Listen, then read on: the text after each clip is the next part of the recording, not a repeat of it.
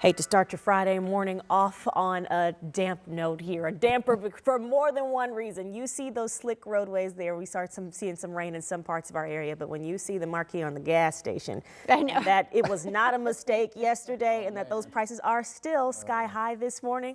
We're going to check in with Anna Chalker in just a bit. She has been keeping an eye on gas prices all across the Indy Metro. You can see from that map there from AAA, things are just really fluctuating the last couple of days, just not in the way that you want to hear about them fluctuating. But glad you're up with us here on 13 Sunrise.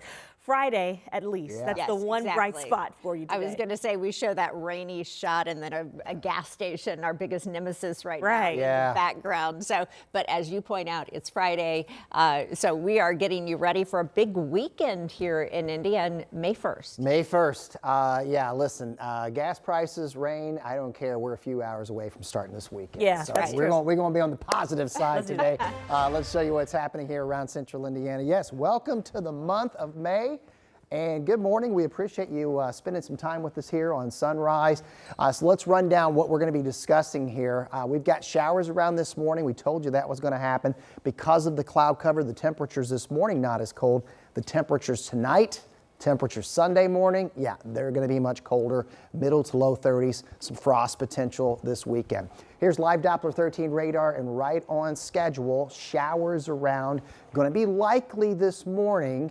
Once we get on the backside of this upper disturbance, it will become more scattered in nature this afternoon. Temperatures dropping, yeah, they're in the 40s. It's not, crazy cold compared to yesterday, but you're going to need the raincoat, maybe a heavier one. And then daytime highs aren't going to, be real warm considering we should be at 69. We're going to be way below that as we go into the afternoon. This is what to expect for the overnight. We're going to be in the 30s. That's frost advisory. So if you have any young vegetation out, you want to protect it, you should do so. We'll have the rest of the weekend and the mini marathon forecast in a bit at 6:02. Yeah, we've told you we've got the rain. That is something that you will be navigating through here. The roads are going to be wet. This is 465 near Washington Street. We haven't had any big issues just yet. And this is 65 coming into that south split there near Raymond Street. So watch your speeds this morning. Roads are going to be wet for that morning commute.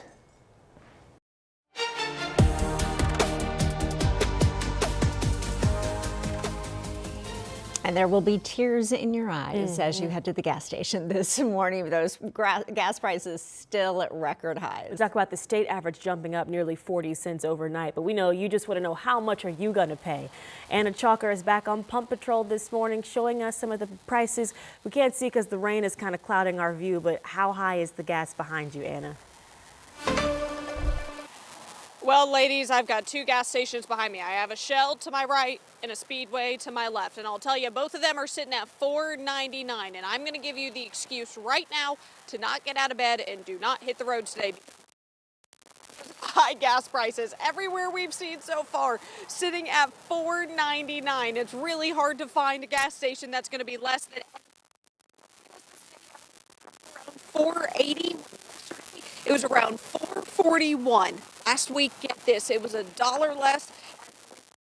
And this is what we've been seeing since Wednesday afternoon. We're just looking for Hoosiers trying to find the best deal. So many of those stations, like we said, sitting at $4.99. Some of them have drivers going extra miles and even waiting in long lines to find the lowest price for fuel. And this all comes still as the governor, Mike Braun, has suspended that gas tax. And here's why he says he's putting this in place for the impact. I did decide to do a 30-day pause on the sales tax on fuel, and I'm likely to renew that. That was a 17-cent savings. Now it will be even more because the wholesale cost of gas has gone up. Now, the gas tax is set to expire on May 8th, but the governor says he will make an announcement on that decision next week. And we are going to be keeping an eye on all of these stations as people are hitting the road, heading out for the morning commute today. But again, a lot of these stations just sitting at $4.99, getting closer and closer to potentially hitting $5. What a crazy thought that is, be paying $5 a gallon, Anna. Thank you for showing us at least some of the prices that are lower than that $4.99 mark.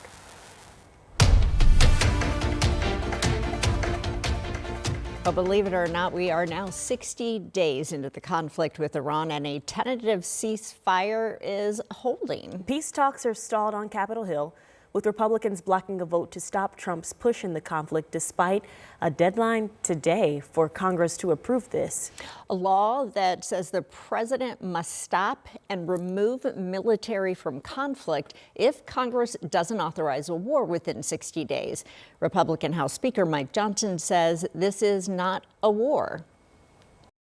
I don't think we have any active kinetic military bombing, firing, anything like that right now. We're trying to broker a peace, and I would be very reluctant to get in front of the administration in the midst of these very sensitive negotiations. Democrats disagree, of course, stating that being in an area not engaged actively is not what that law indicates. The Strait of Hormuz, by the way, is still choked off, causing gas prices to rise. But President Trump says, quote, as soon as the war is over, it will drop like a rock. Well, an owner of a Brownsburg daycare will now spend 2 years in prison and serve 180 days probation for her role in a child sex crimes investigation. This is Nancy Minton. She is the owner of Main Street University for Kids. She changed her plea to guilty yesterday after being charged with failing to report crimes against children.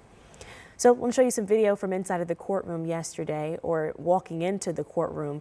Last year, a worker at the daycare named Gabriel Garner faced 48 charges of sex crimes against children. Minton and the daycare director, Jennifer Lingbeck, were also charged with obstruction and failure to report. Minton was taken into custody after that hearing wrapped up yesterday. The man charged in the death of a Delaware County deputy sheriff is out on bond this morning. This comes after he faced a judge for the first time just yesterday. This is Teddy Johnson, who's facing charges including reckless homicide and involuntary manslaughter. He's a semi-driver who is accused of being awake for 21 hours straight and allegedly using his phone shortly before a deadly crash in November of last year. Corporal Blake Reynolds was on this side of I-69 helping a stranded driver when he was hit and killed. He was 31 years old. Well, we're now seeing the first images of a person of interest in a Bloomington mass shooting from last weekend. Police tell us the man in these images, it's kind of hard to see, but he is wanted for just questioning right now. This happened early Sunday morning along Kirkwood Avenue during the Little Five weekend in Bloomington. 5 women were shot, 4 others were hurt. Investigators say it was a fight between 2 parties that led to that gunfire.